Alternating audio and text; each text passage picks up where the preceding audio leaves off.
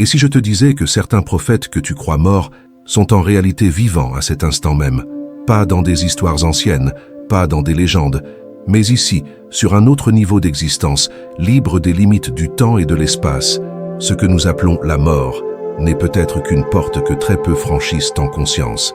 Et aujourd'hui, tu vas découvrir les hidden truths que presque personne n'ose expliquer. Le Coran et la Sunna nous révèlent que 4 prophètes, choisis par Allah, subhanahu wa ta'ala, marchent encore quelque part, accomplissant des missions que nos yeux ne peuvent pas voir. Idris, Al-Khidr, Isa, Ilyas, tous porteurs de signes et de prophéties, prophecies and signs, qui annoncent des événements majeurs. Et si je te disais que leur présence influence encore le destin de ce monde, ce que tu vas entendre maintenant pourrait transformer ta vision de la vie, de la mort et de la foi fait. Peu de croyants comprennent ces Quranic mysteries et cet islamique mysticisme qui lie le monde visible aux réalités spirituelles supérieures. Mais une fois que tu auras vu cela, ta perception ne sera plus jamais la même. Alors, reste bien jusqu'à la fin, car chaque détail compte. Et le dernier pourrait être la clé de ton propre éveil spirituel, Spiritual Awakening. Et avant que l'on commence, si tu recherches des vérités profondes que la plupart des gens ignorent ou craignent de partager, abonne-toi maintenant à Secret du Coran et active la cloche. Beaucoup regardent nos vidéos sans être abonnés. Ne laisse pas passer ce que tu pourrais découvrir aujourd'hui. Il est fascinant de constater à quel point la plupart des êtres humains vivent persuadés que la réalité que nous voyons avec nos yeux, ce monde où nous respirons, mangeons, travaillons et dormons, est tout ce qu'il y a à connaître. Et pourtant, les enseignements profonds de l'islam, à travers l'islamique mysticisme et les Quranic mysteries, nous révèlent que ce que nous appelons vie n'est en vérité que le premier niveau. Les savants, s'appuyant sur la parole d'Allah, subhanahu wa ta'ala, et la sagesse prophétique, enseignent qu'il existe plusieurs autres plans d'existence, invisibles à nos sens physiques. Imagine, au moment où nous pensons qu'un être cher nous a quittés, il pourrait très bien continuer à vivre, marcher, respirer, mais dans un espace libéré des lois du temps et de l'espace. C'est là que la Spiritual Awakening prend tout son sens. Comprendre que la mort n'est pas la fin, mais un passage vers un monde voilé aux yeux de la majorité. Les récits transmis par le prophète Muhammad, sallallahu alayhi wa sallam, et les savants qui ont médité sur les hidden truths de la révélation, nous apprennent que ces niveaux ne sont pas simplement des métaphores poétiques. Ce sont des réalités spirituelles concrètes que les âmes expérimentent après avoir quitté le corps physique. Certains habitants de ces dimensions, bien qu'ayant quitté notre monde, visibles, continuent à interagir avec lui.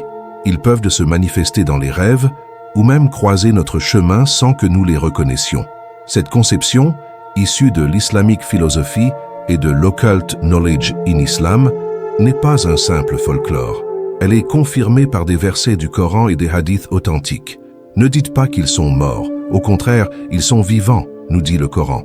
Un rappel clair que ce que nous appelons fin n'est, aux yeux de Dieu, qu'une transition. Cette compréhension change tout dans notre rapport à la foi, fait. Elle nous invite à réfléchir. Si la mort n'est pas la fin, alors chaque acte, chaque parole, chaque intention est inscrite dans un continuum qui dépasse notre courte existence terrestre. C'est pourquoi les prophéties et signes, prophecies and signs, donnés par Allah, subhanahu wa ta'ala, ne visent pas seulement à annoncer des événements, mais à nous préparer à vivre avec conscience dans chaque instant présent. Et si tu savais qu'après ton dernier souffle, tu continuerais ton voyage, ne voudrais-tu pas t'y préparer dès maintenant? Voilà pourquoi la foi n'est pas une simple étiquette religieuse. C'est une discipline intérieure qui façonne notre destinée éternelle. Dans cette perspective, les savants expliquent qu'il y a 5 niveaux principaux de vie, celui que nous connaissons ici-bas et 4 autres, plus subtils, que seule la lumière de la révélation permet de percevoir. Les shuhada, martyrs, par exemple, jouissent d'un degré particulier. Ils sont vivants auprès de leur Seigneur pourvus de dons et de faveurs que nous ne pouvons imaginer. Il existe aussi les prophètes et certains serviteurs choisis, élevés à un statut spécial dont la mission continue même après leur départ visible. Ces réalités spirituelles ne sont pas de simples récits anciens, mais des faits inscrits dans la trame invisible qui relie le monde physique au monde spirituel. Et c'est ici que se dessine la leçon pratique, vivre en se rappelant que chaque pas est observé par celui qui voit l'invisible. La vie éternelle, vida eterna, n'est pas une promesse vague. C'est une vérité inscrite dans l'ordre divin. Cela nous pousse à réévaluer nos priorités. Consacrons-nous notre énergie à ce qui est éphémère ou à ce qui a une valeur éternelle? La réponse à cette question pourrait déterminer non seulement notre sort dans ce monde, mais aussi notre place dans les niveaux d'existence à venir. Mais ce n'est que le début, car comprendre ces réalités ouvre la porte au mystère du premier de ces niveaux supérieurs, le monde des shuhada. Il existe, au cœur des Quranic Mysteries et de l'islamique mysticisme, une vérité qui bouleverse la perception humaine de la mort, celle du rang des shuhada. Allah, subhanahu wa ta'ala, dit dans le Saint-Coran, « Ne dites pas de ceux qui sont tués dans le sentier d'Allah qu'ils sont morts. Au contraire, ils sont vivants, mais vous ne le percevez pas. » Sourate Al-Baqarah. 1254. Cette affirmation, loin d'être symbolique, révèle l'une des hidden truths les plus fascinantes. La mort du martyr n'est pas une extinction, mais une élévation immédiate à un niveau supérieur de vie. Dans ce plan, libéré des contraintes du temps et de l'espace, le martyr bénéficie de la proximité divine, de dons spirituels et d'une conscience éveillée qui dépasse celle des vivants sur terre. Et cela n'est pas réservé aux récits anciens. C'est une réalité toujours active, qui résonne dans chaque âme prête à sacrifier tout pour la foi. Les savants expliquent que les shuhada se trouvent dans une dimension où la vie est intense et pure. Ils mangent, boivent, se réjouissent et conversent entre eux, comme l'a rapporté le prophète Muhammad, sallallahu alayhi wa sallam. Leur âme est portée par des oiseaux verts qui se posent dans les arbres du paradis, se nourrissant des fruits du Jannah. Ils contemplent chaque jour la majesté d'Allah, subhanahu wa ta'ala, et reçoivent des nouvelles du monde terrestre, mais sans éprouver de douleur ou de regret. Leur état n'est pas comparable à nos existences fatiguées par le poids du temps. Ils vivent une spiritual awakening perpétuelle, dans une félicité pure et un service constant à la cause divine. C'est pourquoi, pour ceux qui comprennent l'islamique philosophie, leur mort est en réalité une victoire éclatante. Un des aspects les plus étonnants de ce niveau de vie est leur interaction possible avec notre monde. Certains témoignages, transmis par des croyants de confiance, racontent avoir vu en rêve ou même à l'état d'éveil un martyr venu les encourager ou les avertir. Cela rejoint l'Occult Knowledge in Islam, qui enseigne que les barrières entre les dimensions ne sont pas infranchissables pour ceux qu'Allah subhanahu wa ta'ala élève.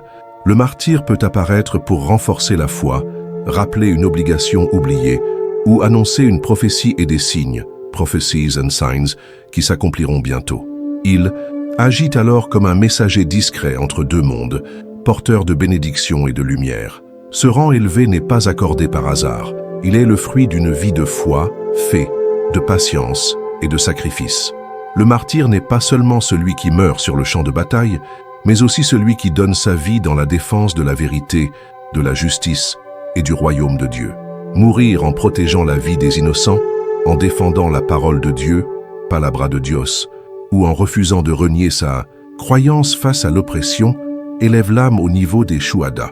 Et à chaque fois que nous entendons parler de l'un d'eux, nous sommes invités à nous interroger. Vivons-nous avec la même intensité de conviction, ou nous contentons-nous d'une foi tiède, détachée du sacrifice? La leçon que nous devons tirer de cette réalité est claire et exigeante. Vivre en préparant notre âme à ce degré de proximité avec Allah, subhanahu wa ta'ala. Cela implique d'ancrer la prière, oration, dans notre quotidien, de cultiver un cœur pur et d'agir avec courage lorsque la vérité est menacée. Car, en fin de compte, celui qui vit pour Dieu ne meurt jamais vraiment. Et si ce niveau de vie vous semble déjà extraordinaire, préparez-vous, car le prochain prophète que nous allons rencontrer a franchi une porte encore plus mystérieuse, atteignant un lieu où même les anges le traitent comme un hôte d'honneur, Idris, Enoch. Idris, alayhi salam, que les écritures bibliques appellent Enoch, apparaît dans les Quranic Mysteries comme une figure unique, à la croisée de l'islamique mysticisme et des prophecies and signs. Descendant direct d'Adam alayhi salam, 5e génération après lui, Idris n'était pas seulement un prophète, il était un maître dans les sciences célestes, un pionnier de l'écriture, un observateur des étoiles, un sage capable de lire les signes du ciel et de la terre. Dans les récits transmis, il est décrit comme un homme à la fois fait, inébranlable, patient dans l'épreuve, et avide de comprendre la création d'Allah subhanahu wa ta'ala pour mieux le servir. Son histoire ne se limite pas aux pages de la Biblia Sagrada. Elle résonne comme un appel à l'éveil spirituel, Spiritual Awakening, et à la quête de la vérité cachée, Hidden Truths, qui nous entoure. Parmi les épisodes les plus fascinants de sa vie se trouve sa rencontre avec l'ange de la mort, Azraël, alayhi salam. Idriss demanda à voir de ses propres yeux ce que signifiait réellement quitter ce monde. Azraël, par permission divine, l'emmena dans un voyage hors du temps. Ce n'était pas une simple vision. Idriss goûta la douleur de la séparation de l'âme et du corps, un moment d'une intensité indescriptible. Et pourtant, par la miséricorde d'Allah, subhanahu wa ta'ala, il revint à la vie terrestre, portant en lui la mémoire de ce passage. Cette expérience confirma les enseignements de l'islamique philosophie. La mort est une porte et non un mur. Elle n'éteint pas la conscience, elle l'élargit. Mais le voyage ne s'arrêta pas là. Idriss, alayhi salam, fut conduit par Azraël à travers les sphères, jusqu'aux frontières du paradis. Là, il contempla les jardins éternels, entendit le chant des créatures de lumière, sentit la paix absolue qui émane de la présence divine. Cependant, il connut aussi l'opposé, une vision de l'enfer. Devant la chaleur brûlante, les cris déchirants et la désolation absolue, il s'évanouit. Ce contraste entre la félicité et l'horreur grava en lui un message. La vie éternelle, vida eterna, est déterminée par les choix que nous faisons ici-bas, et chaque instant compte. Arrivé aux portes du paradis, Idriss plaida pour y rester. Il cita les paroles du Coran, rappelant la promesse d'Allah, subhanahu wa ta'ala, envers ses serviteurs fidèles. Ce plaidoyer ne venait pas d'un désir égoïste, mais de la conviction que sa mission serait mieux accomplie depuis ce lieu élevé. Et Allah, dans sa sagesse, lui accorda ce privilège rare. Le Coran, dans la sourate Maryam, 19:56-57, mentionne Idriss dans le livre. Il était véridique et prophète, et nous l'avons élevé à un haut rang. Les savants interprètent ce haut rang comme une élévation physique et spirituelle. Idriss vit toujours au ciel, attendant l'heure fixée pour revenir ou accomplir ce que seul Allah connaît.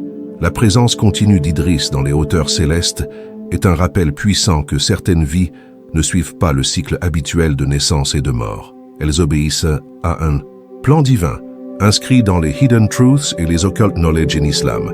Pour nous, croyants, son exemple est une invitation à cultiver une foi active, à chercher la connaissance, à préparer notre âme pour la rencontre avec Allah, subhanahu wa ta'ala.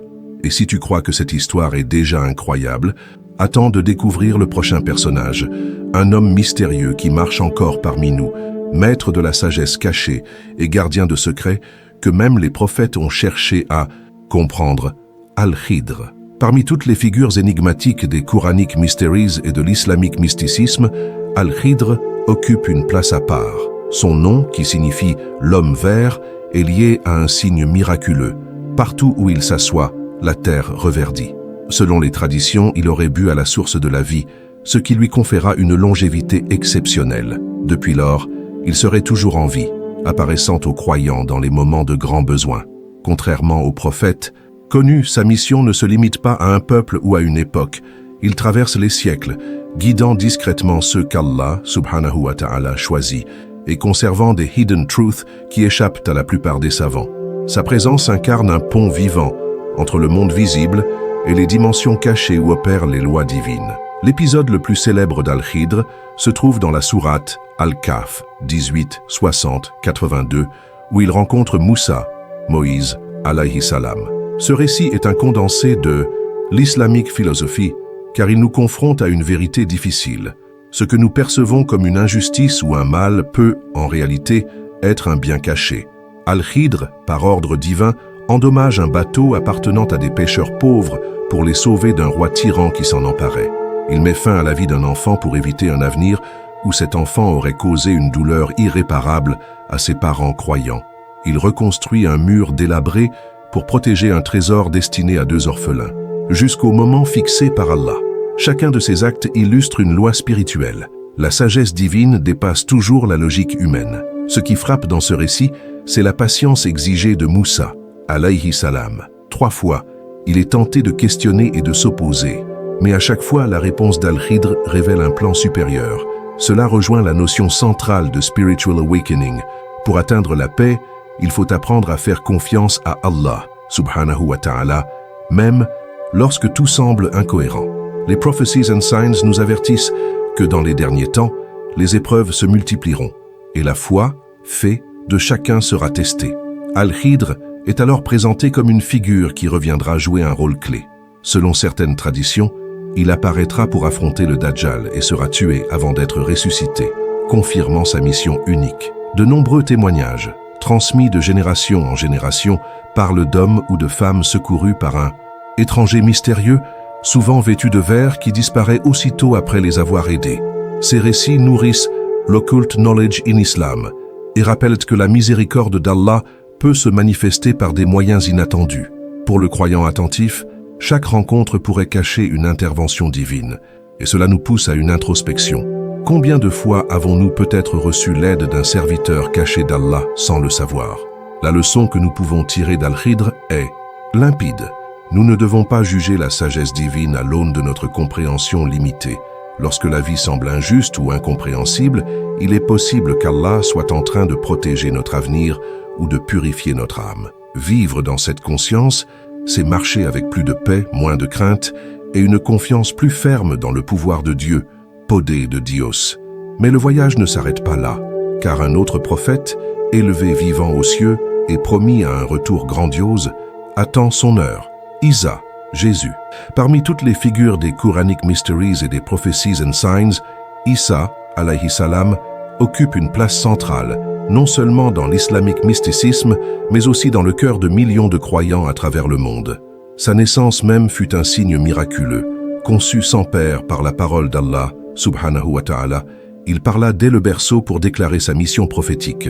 Dans un monde rempli de doutes et de jugements, ce miracle initial est déjà une leçon de spiritual awakening. Allah n'est pas limité par les lois naturelles qu'il a lui-même créées. Sa venue annonçait une mission de lumière, de vérité et de salut, salvation, inscrite dans la Biblia Sagrada et confirmée par le Coran.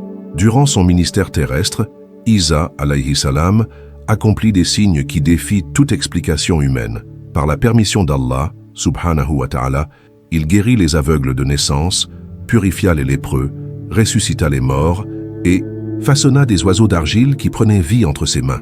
Chaque miracle était un message codé pour ceux qui savaient lire les Hidden Truths.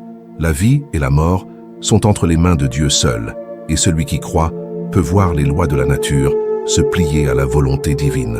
Ces prodiges ne visaient pas à impressionner, mais à réveiller les cœurs endormis, à inviter les hommes à revenir au royaume de Dieu avec un esprit purifié. Le moment le plus mystérieux de sa vie terrestre fut celui où les ennemis complotèrent pour le crucifier. Mais selon le Coran, Sourate An-Nisa 4, 557-158, ils ne le tuèrent ni ne le crucifièrent. Cela leur parut seulement ainsi. Allah, subhanahu wa ta'ala, éleva Isa vivant aux cieux, préservant sa mission jusqu'au temps fixé. Cette vérité est au cœur de l'occulte knowledge in Islam, un prophète vivant, protégé dans une dimension au-delà de notre perception, attendant son retour. Ce n'est pas un mythe, mais une promesse inscrite dans les Écritures qui éclaire notre compréhension des prophéties. Les traditions prophétiques décrivent son retour avec précision. Il descendra près du minaret blanc à Damas, vêtu de vêtements légèrement teints de safran, soutenu par 2 anges. Il mettra fin au règne du Dajjal, rétablira la justice, brisera la croix, abolira l'usure et ramènera l'humanité à la pureté du message divin. Après avoir accompli cette mission, il se mariera, vivra un certain temps parmi les hommes, puis mourra comme tout serviteur d'Allah pour être enterré aux côtés du prophète Muhammad, sallallahu alayhi wa sallam. Ce retour est l'un des plus grands signes de la fin des temps, un rappel que les promesses d'Allah sont toujours tenues. La vie et la mission de Isa, alayhi salam, nous enseignent que rien n'est impossible pour Allah, subhanahu wa ta'ala, et que la victoire finale appartient toujours à la vérité. Sa fidélité, sa douceur et son courage face à l'injustice sont un modèle pour tous ceux qui cherchent à vivre dans la foi, fait et l'obéissance. Mais il n'est pas le seul à avoir été préservé et élevé à un rang unique. Un autre prophète, moins évoqué mais tout aussi mystérieux, fut également emporté vivant, chevauchant la lumière, Ilyas, Élie. Ilyas, alayhi salam, est l'une de ces figures qui, bien que moins souvent évoquées dans les discussions populaires, occupe une place d'honneur dans les Quranic Mysteries et l'islamique mysticisme. Envoyé à un peuple qui avait sombré dans l'idolâtrie, il se dressa comme un phare de foi, fait et de courage. À une époque où la majorité s'inclinait devant Baal, une divinité païenne, Ilyas rappela la parole d'Allah, subhanahu wa ta'ala, avec une voix ferme et une conviction inébranlable. Sa mission n'était pas seulement de dénoncer le culte des idoles, mais aussi de ramener les cœurs au royaume de Dieu, de réveiller la conscience spirituelle et de révéler les hidden truths que l'idolâtrie obscurcit. L'un des épisodes les plus marquants de sa mission eut lieu sur le mont Carmel, où il affronta 450 prêtres de Baal. Le défi était simple mais d'une intensité spirituelle inégalée, que le vrai Dieu réponde par le feu. Les prêtres crièrent à leur idole toute la journée sans réponse, tandis qu'Ilyas, après avoir fait asperger d'eau son autel au point de le saturer, invoqua Allah, subhanahu wa ta'ala, avec sincérité. Le feu descendit alors du ciel, consumant l'autel, le bois, les pierres et même l'eau. Cet événement n'était pas seulement un miracle, il était une démonstration éclatante de l'islamique philosophie selon laquelle la puissance de Dieu, poder de Dios, ne connaît aucune limite et que la vérité triomphe toujours, même lorsque les chiffres sont contre elle. Mais la mission d'Ilyas ne se limita pas à ce moment spectaculaire. Les traditions islamiques et les prophecies and signs rapportent qu'après avoir accompli son devoir sur terre, il fut élevé vivant au ciel. Certains récits le décrivent montant sur un cheval de lumière, disparaissant dans les hauteurs célestes. Depuis lors, il est dit qu'il continue d'apparaître pour aider les croyants dans des situations critiques, tout comme Al-Khidr. Cette continuité de mission illustre l'occult knowledge in Islam. Certaines âmes, choisies par Allah, subhanahu wa ta'ala, poursuivent leur œuvre au-delà des frontières visibles. Le rôle d'Ilyas dans la Spiritual Awakening est puissant. Il nous enseigne qu'un seul homme, animé par la foi véritable et la certitude absolue, peut faire face à une multitude et rester debout. Il nous rappelle que la fidélité à la palabra de Dios n'est pas une option mais une nécessité, même lorsque le monde entier semble aller dans la direction opposée. Chaque croyant, dans son quotidien, affronte ses propres prêtres de Baal, que ce soit sous forme de tentation, de pression sociale ou de croyances erronées, et doit choisir de rester ferme. L'histoire d'Ilyas nous pousse à agir. Elle nous appelle à reconnaître les idoles modernes, à les détruire symboliquement et à replacer Allah, subhanahu wa ta'ala, au centre de nos vies. Elle nous prépare aussi à comprendre que la vie ne s'arrête pas avec la mort physique. Pour ceux qu'Allah élève, il existe une mission continue, un lien permanent avec le monde des vivants. Et c'est ici que toutes ces histoires convergent, formant une image plus vaste de ce que signifie réellement vivre au-delà du monde visible. Alors dis-moi, parmi ces 4 prophètes encore vivants, lequel t'a le plus surpris? Et surtout, lequel de leurs messages penses-tu que le monde a le plus besoin d'entendre aujourd'hui? Partage ton avis dans les commentaires, car c'est ensemble que nous faisons grandir cette communauté de foi, fait et de recherche des Hidden Truths. Si ce message a touché ton cœur, abonne-toi dès maintenant à Secrets du Coran et active la cloche pour ne rien manquer des prochaines révélations. Ce que nous préparons va encore plus loin. Et crois-moi, le prochain épisode pourrait bouleverser tout. Ce que tu croyais savoir sur la vie après la mort et les prophecies and signs annoncés dans les Quranic Mysteries. Clique sur la vidéo qui apparaît à l'écran pour continuer ce voyage spirituel et découvrir des vérités que presque personne n'explique ainsi. À très bientôt, Secrets du Coran.